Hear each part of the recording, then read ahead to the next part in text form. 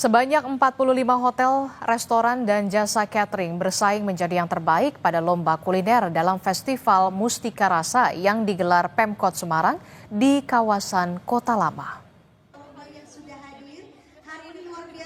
Para peserta yang merupakan para chef hotel, restoran, hingga penyedia jasa catering yang ada di kota Semarang ini berusaha menampilkan kuliner terbaik mereka. Mereka bebas menggunakan resep dari buku Mustika Rasa karya Presiden RI pertama, Soekarno. Salah seorang peserta mengangkat kuliner khas Lampung, yaitu gulai taboh, nyeruit, dan kue eka.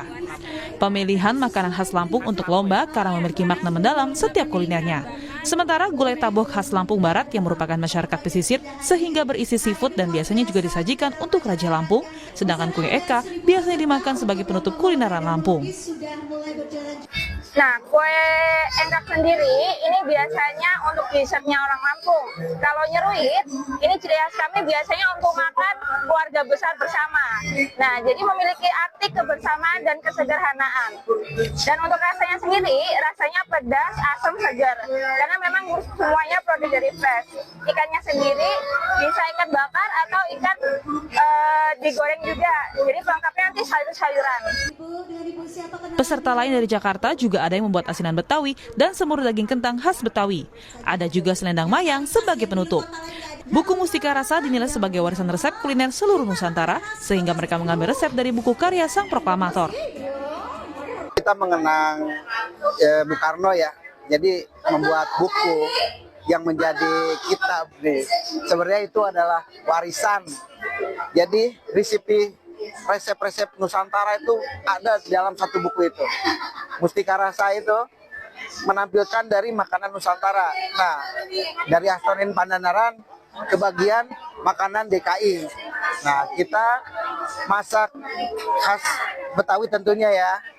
Adalah dari appetizer itu asinan Betawi. Untuk main course-nya semur daging kentang. Wali Kota Semarang Agustina Wilujeng Pramestuti berharap para peserta mendapatkan inspirasi dari buku Mustika Rasa karya Bung Karno tersebut.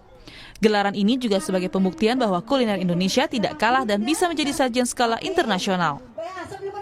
Harapan saya adalah mereka mendapatkan inspirasi dari resep masakan yang ada di buku Mustika Rasa. Ini kan buku jadul, buku keluaran zaman pemerintahannya Bung Karno yang diinisiasi oleh Bung Karno, dikeluarkan oleh Kementerian Pangan Pertanian. Nah, dari situ kita akan bisa melihat bahwa resep Indonesia nggak kalah. Ini sebenarnya bisa menjadi sajian di hotel internasional.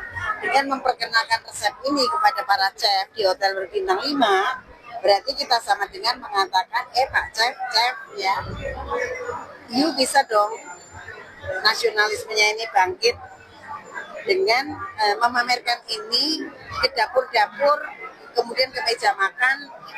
Cobalah untuk bisa sedikit ada dorongan gitu, supaya resep masakan ini bisa diterima dunia internasional. Seperti diketahui, lomba kuliner Nusantara ini merupakan bagian dari Festival Mustika Rasa, di mana gelaran ini merupakan rangkaian peringatan Bulan Bung Karno yang digelar oleh Pemkot Semarang bersama stakeholder terkait.